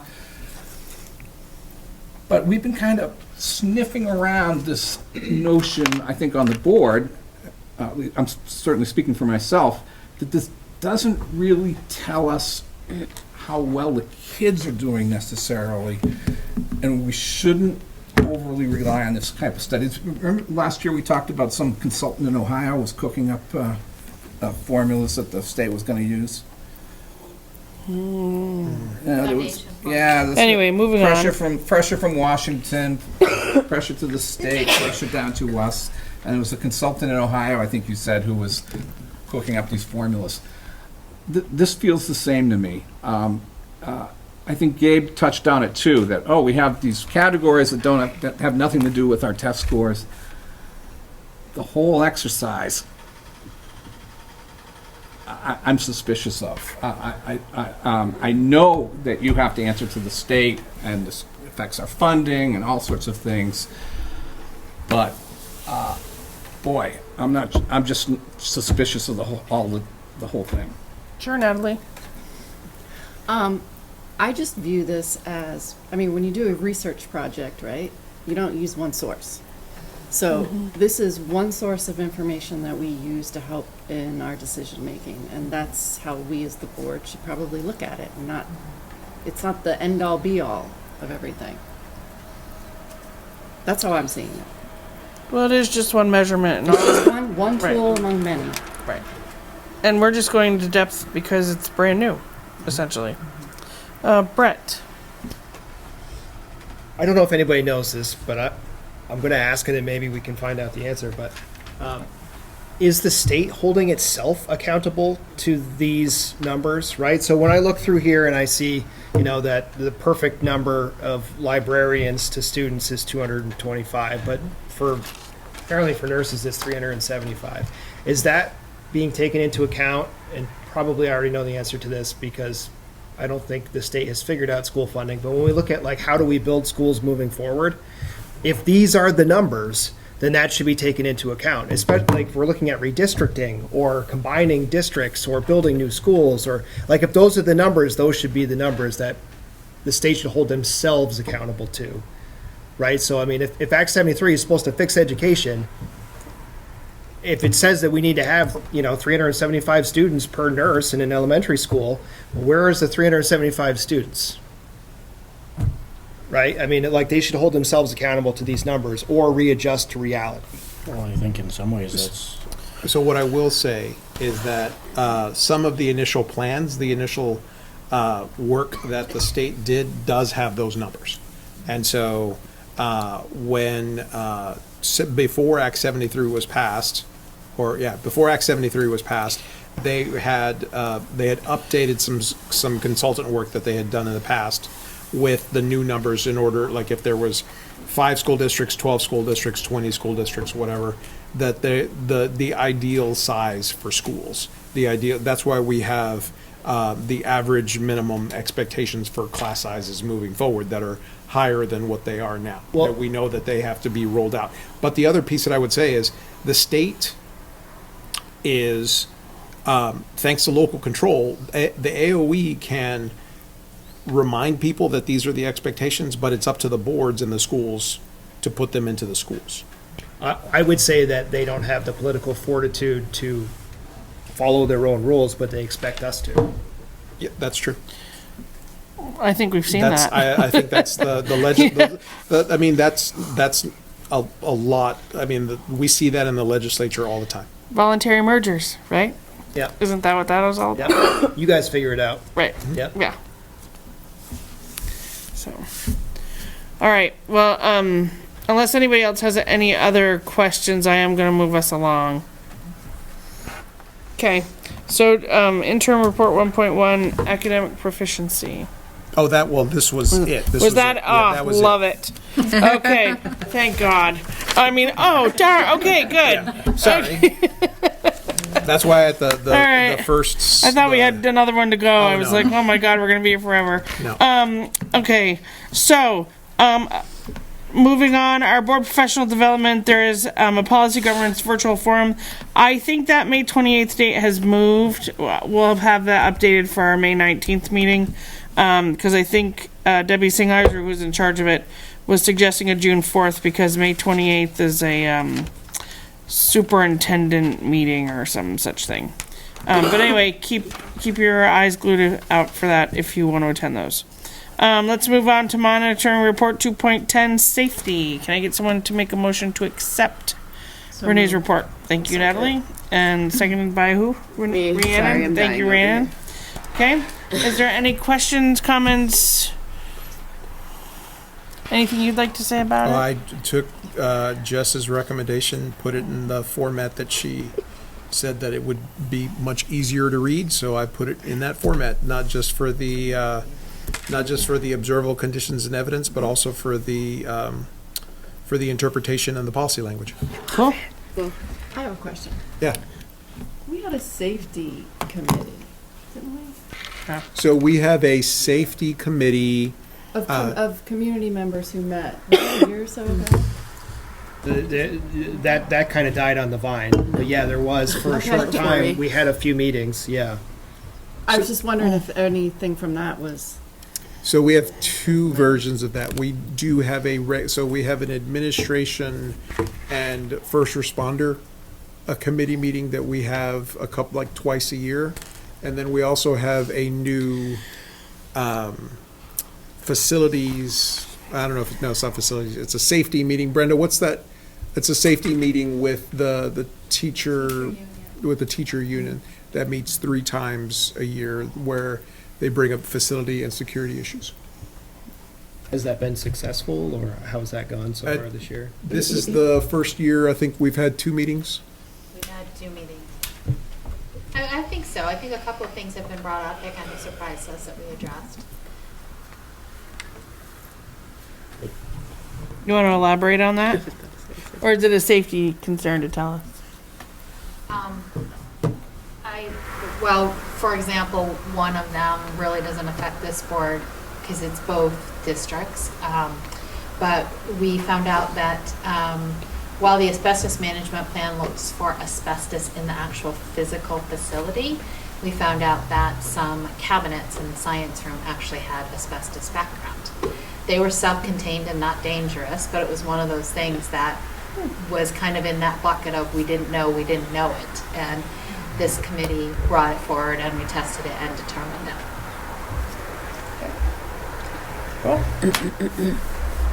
Yeah, I was just happy to see links to the EOP and the threat assessment, which I don't know if we've actually ever seen any of those. Yeah, it's only available to you guys or to people in the district. So like an external person will not be able to look at it, but the board members and any employee can look at it.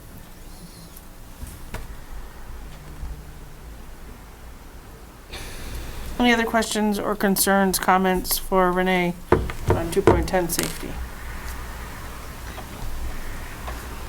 Hearing none, all of those that accept the monitoring report 2.10 on safety, please signify by saying aye. Aye. Aye. All those opposed? Okay, thank you for that. Thanks, Renee. All right, we're moving on to governance process. Monitoring report 4.5, board's member code of conduct. I don't remember saying that I would bring this back to you guys, but Melinda said I did. So, but I didn't fill it out, so we're gonna have to wait until the next meeting. Or I mean, I didn't put it in pretty, where you could understand my mishmash. So I will do that for next meeting if you really want to see it again.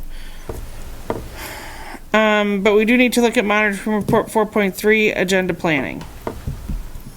And that is in your packet. I don't have any suggestions or updates to that one. We'd actually filled it out pretty well in previous meetings or previous years.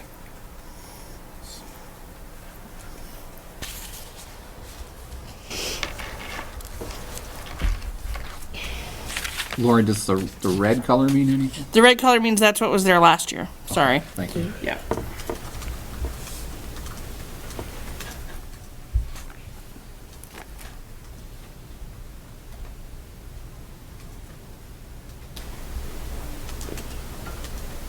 Nope. Okay, we're gonna move on to 4.2, board job description. That's you guys. So again, I didn't see any changes. We'd pretty much filled that one out too. Yeah. And the red is just what we had from the previous years. Since we didn't hire Renee this year, we might not want to keep that on there as evidence. Well, we actually did. I mean, we extended we hired him as we extended his contract. So there we go. You know, but I do understand what you're saying on that one.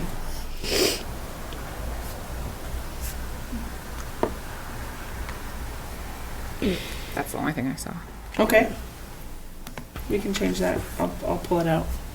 Oh, I mean, I think we could change it to extended his contract. Yeah, it's not a big deal. Right. I'll make that change so that it's more clear. But actually, I had one other question. It's under 2C. The examples of where we did or did not follow board management delegation is purchasing buses is done every year. Yeah, what does that mean? Yeah, I don't know what that means. Actually, Me either. it shouldn't be there because we don't actually purchase the buses. RNESU does, so okay, we should take that out. Okay. It is true. Buses. I was like, I knew I had one thing in here. But they are purchased every year. That is true. Okay. I just didn't know how it Yeah. related to that particular. No idea. Probably doesn't. Must have been sleeping that time we talked about that. Cut and paste error. Yep. All right, so we'll remove that. Okay. Anything else?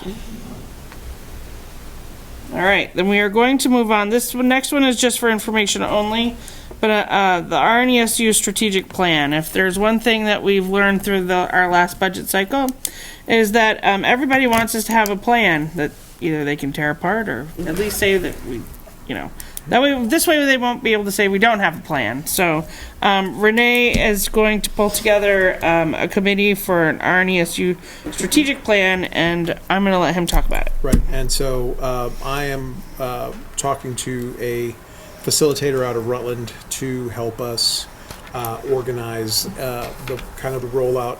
The goal would be that this would address not so much the facilities, which you'll hear about next, but this will be hopefully align the work that we're doing with Transcend, the work that we're doing with curriculum, the work that we're doing with our pre-K and with our just trying to make sure that we are creating a 15-year experience for our students who come in at pre-K 3 and are going to graduate with us.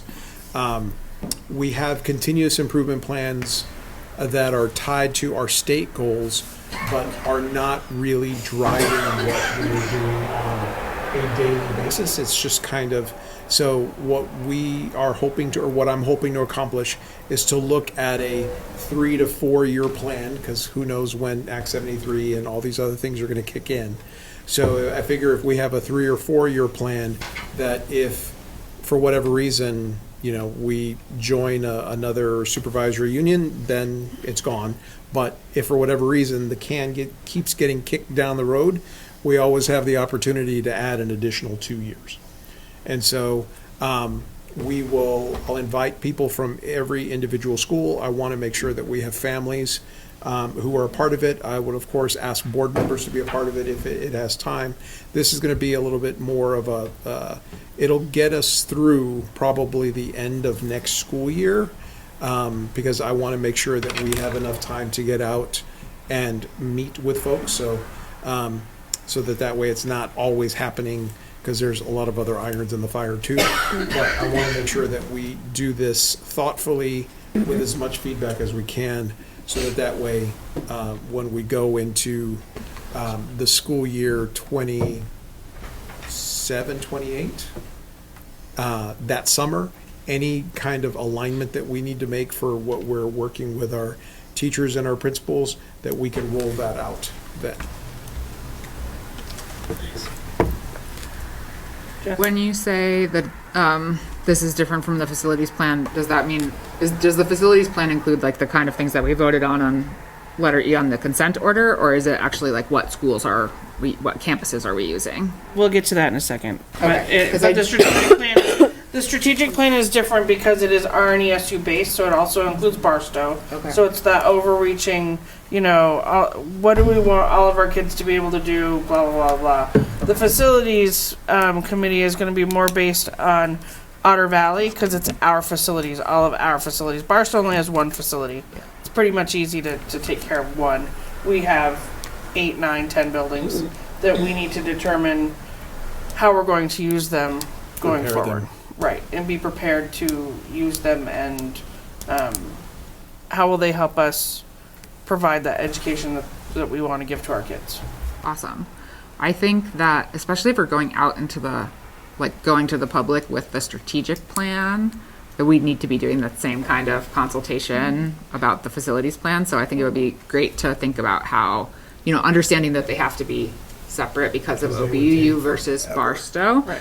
But I do think we should take every opportunity, given what we just saw over the past couple of months, to involve the public in the facilities planning and help them understand how factors that are going into our strategic plan relate to the facilities plan. Well, and we'll talk about what our plan is for the facilities thing in a moment. But yeah, so any questions on the RNESU strategic plan?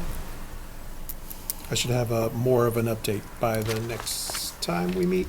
And when RNESU meets after. So would, this is just a clarifying question, something like how we will incorporate AI in the future would be part of the strategic plan? If that's something that the community feels like needs to be a part of what we're doing over the next 4 years, yeah. Okay. I think it'd And be the more other- Defer against it. And the other piece too is that. That's what we should be teaching. Like, we need concepts that we're working towards, but I really want the committee to say, these are the KPI, the key performance indicators that are going to show that we're moving towards these concepts that we value. Right. If flexible pathways is the way we want to go, then we need to increase that. And that, that kind of thing. That loops back to our conversation earlier about the snapshot is, if there are other methods that we value, that we want to, that we say that is going to give us a better picture of how our kids are doing, we need to put those into the strategic plan and say, schools, district, superintendent, you need to make sure that these things are being covered, because then that'll really give us the view of how our students are really doing. Yep. Other questions? Okay, so be prepared for that one. Okay, so 4-year facilities plan. Renee and I met. We realized, well, let's push back a little bit. So last year, we had a facilities committee, and we really only spoke about Otter Valley, which is where the middle school model kind of came out of. And one of we tried to keep it only to that, although there were lots of questions about what we would do with our other buildings based on what we might do here. So this facilities committee is going to be based on talking about all of our buildings. And so one of the things that we know we need is that Renee wants a facilitator out of Rutland to do the strategic plan. We felt that we needed a facilitator for ourselves for the facilities plan. For those of you who have been on the board long enough, when we did the task force many moons ago, our facilitator for that was Allison Popa. And I reached out to her and asked her if she would continue that work for our facilities, and she has agreed. She used to live in West Rutland, or Clarendon, and then moved to Glens Falls. So that is currently where she is, but she will come here and meet with us. We look at this as being a short committee, something that will start with our next meeting, May 19th, and that will hopefully wrap up, and something that we can present to the board and I should back up. This committee will be the whole entire board. So no one of you can say, don't like it. You're going to all be involved. So it's not really a committee, but it's going to be a committee. Committee of the whole. The committee of the whole. Will she write the plan? Yes, and actually what you saw in your packet was where the task force ended in 2019. And she feels, and actually when I read it, I was like, shit, that's where we are now. So we're kind of like right there. And the reason that we didn't move on with it back in 2019 is that when we were gearing up to do so, COVID hit. And so it blew it apart. And we couldn't focus on that. So here we are, 7 years later, now coming back to it. The way Renee and I look at this, and we did include Brendan on the plan, is that we will meet on May 19th and we will determine our entire plan, but we are going to have 2 meetings in June. We'll have a meeting in July. Sorry, there is no rest for the weary this year. And we'll probably have 2 meetings in August. And then a meeting, up to 2 meetings in September before we come up with a plan. To your question, Jess, one of the things we want to do on June 20th, so please put it on your calendar, it's a Saturday, is we will take a bus from here and we're going to go and visit every single building that we have. Yeah. It will take us all day. We will have lunch, I promise. And breakfast. And breakfast? Cool, bring the donuts. All right. Anyway, we'll start here, we'll grab a bus, and then we're going to go visit all of our facilities. We will have our meetings, committee meetings or whatever, at all of our venues. And so what we will do at those venues is probably have a open house for people to come and tour the facility at each meeting. So let's just say we start at OCA, for example. We would have people come and tour the facility. Then we would have task. I don't want to call it task force. We would have a meeting with the public as to what they see for that building. Talk to us, tell us what your hopes and dreams are for each community, and then we would have our committee meeting after that. So this is necessary work, especially when we talk about budgets next year. And this way, our community, if they're paying attention and if we're doing our, they will see that we are trying to come up with a plan. And maybe that plan will be nothing. Maybe that plan will be something that shapes education, the way Vermont wants it to be, or the way at least we want it to be. Maybe we'll do absolutely nothing. Who knows? But anyway, so I want to know if you guys are amenable to that. Actually, I don't care if you are. I think we knew that was coming. Yeah. I love it. Thank you for putting all this together. One thing that I think would be awesome is that knowing that my entire day on June 20th now belongs to you. I've put it in the calendar, and I wasn't planning to be anywhere, but knowing that that's the weekend after schools are out and graduation, I'm sure a lot of families are already planning to be away. Well, it's only going to be us who do it. Right, but you said at each site we would have opportunities for people to come. Well, not that day. Okay. This will be for all of our committee meetings. We will pick a site for each committee meeting that will also allow the community to come in. So. Even with, so that's better, I think, than hoping that we could get everyone on June 20th. There's no way, because if we spend 45 minutes at Lothrop and then, we're already in that hot bus meet until 5. Right, exactly. And there's no air conditioning. So, I'm from Florida where we had air conditioning, sorry. The thing that I was thinking is that in addition to having those meetings, we should use, what should I get you? Because we should use like the Front Porch Forum. Not just Front Porch Forum, but put it in the school newsletters. Oh, sure, yeah, and absolutely. Tell people to send reach Yes, outs, like absolutely. collect all that information that people can fill out separately. More than likely, Allison will want to do some sort of survey that will go out to community members through Front Porch Forum, through our. There'll be lots of things, and that's where we'll leave it to Allison, and she is great about. And since she's not from here, she's got no skin in the game. Cool. So, which I also think is that's nice. But also some background, refreshing. Yes, and she has all that background knowledge. Yeah, but then there is the sort of survey fatigue and stuff. So I do think also integrate it. Like if we're going to go out to them with a strategic plan too, we should be strategic about that. Yes, absolutely. So people know when we're asking for something that is actually important and it's going to change what they see in the budget. Nope, absolutely. Yeah. So that's the plan. I think. Or do you want the board to authorize hiring Allison for up to $5,000 or $6,000? Yes. To facilitate this. So moved. 6 or I'll 5? second. We're gonna go with 5,500. Live wildly. We're gonna go with 6. Okay. Not to exceed. 6,000. Not to exceed 6,000 unless the board decides that for whatever reason. You have to extend it. Yeah, that we need to extend. So, who's making that motion? I Natalie? second. And Rhiannon's making the second. All those in favor? Aye. All those opposed? Okay. Then onward and upward for May 19th. We will be meeting here for the May 19th meeting. And June 20th. And June 20th, yes. But May 19th, let's start there. So that's where we're going with facilities, and that will tie into middle school model and all of that good stuff. Meeting the 1st and 3rd in June. So we're going to talk about that in a second. So May 19th, that committee of the whole meeting is part of the regular school board meeting. So it's going to be we're only going to be talking about That's that. the only subject That's the for only thing that we're school talking board about. meeting. Yep. Great. Yep. And we're going to stop calling it a committee, right? Because it's going to be another board meeting. Pretty much. Yeah. Yeah.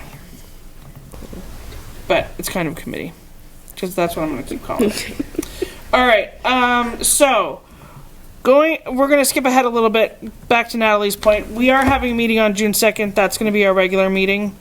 Our third Wednesday is June 16th, which also happens to coincide with OCA's graduation. So I'm going to ask you guys to change that meeting to June 23rd, which is the following Tuesday, which would then be our meeting, one of our board committee meetings to do outreach with the public.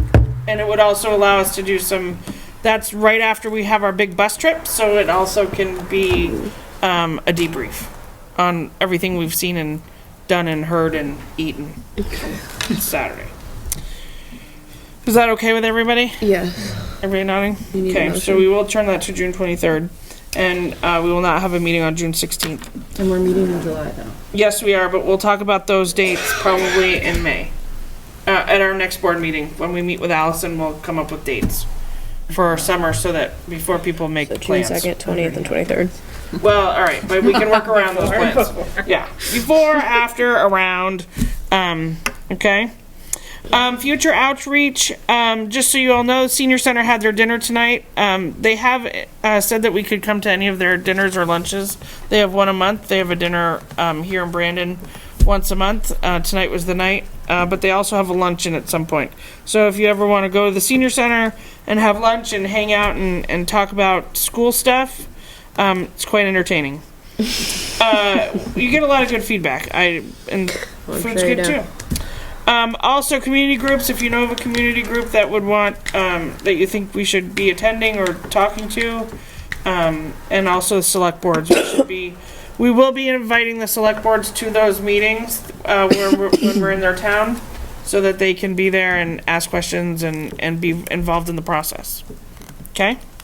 One community group, have we ever had in the past any kind of like formal relationship or like visiting the PTO meetings for the various? We did it. Well, you visited the PTO meetings at one point, correct? I invited them. I had like the presidents come and meet with me at central office and then at the libraries.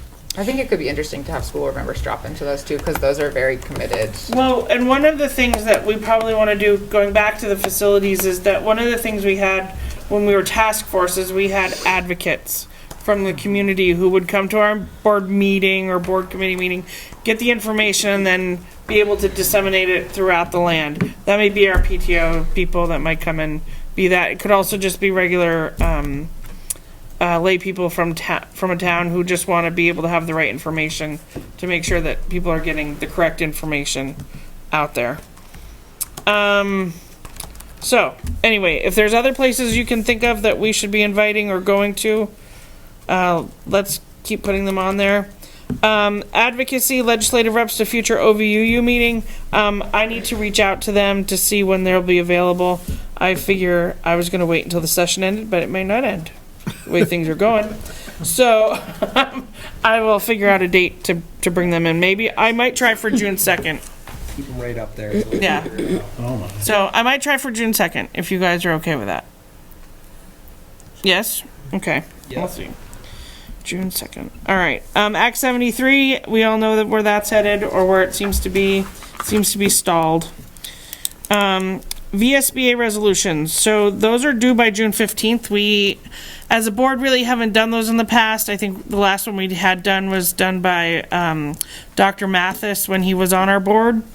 Is there anything that you want the VSBA to go to the legislature for on our behalf to advocate for?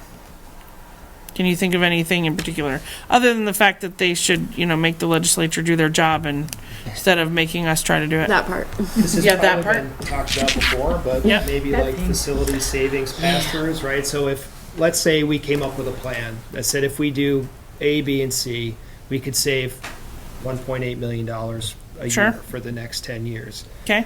right? That we would be able to go to the state and get some sort of an incentive financial from them to offset the cost of the bond. So you want construction aid again? I want exactly what I asked earlier about where they've set these guidelines, right? Yep. About what the perfect school looks like.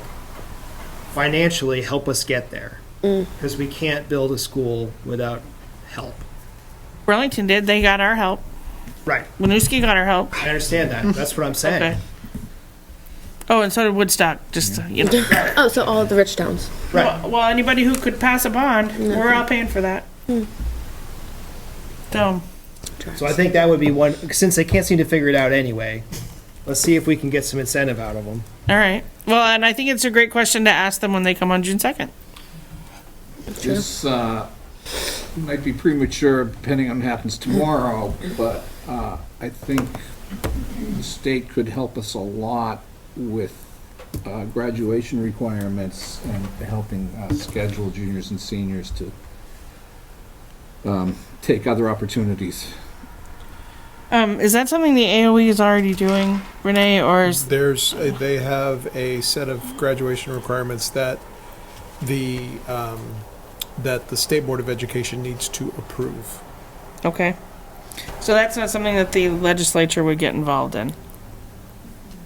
Right, because they actually gave the AOE the expectation that they do that. That they would do that. So probably because can't do part that. of that. Part of that comes from the state of Vermont is currently under an order from the federal Department of Education because some of our school districts' graduation expectations are very low, and as a result, the feds did not like that. So that was one of the things that they directed the AOE to get under control.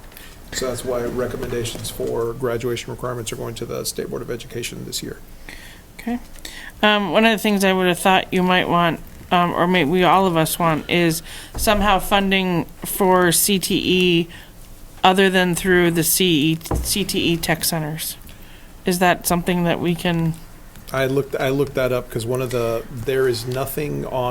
there are no resolutions that have been listed on that yet, but that might be something that we consider moving forward, because anything that we do to get anything off the ground is going to come out of our general fund unless we get a grant. But once we get something off the ground, then potentially, and it has a coherent sequence of courses, we could start tapping federal money to help pay for it. But that's going to be several years of preparation, enrollment, and investment before we ever get that money. Okay. But yes, we should be getting, if we wanted to have our own pre-tech course here, hire our own teacher to do it, then that would save us the tuition that we would be sending to Stafford or Hannaford for those 9th and 10th graders that could easily be part of our program here. Right, they could continue on in our program instead of moving on to Stafford. Correct.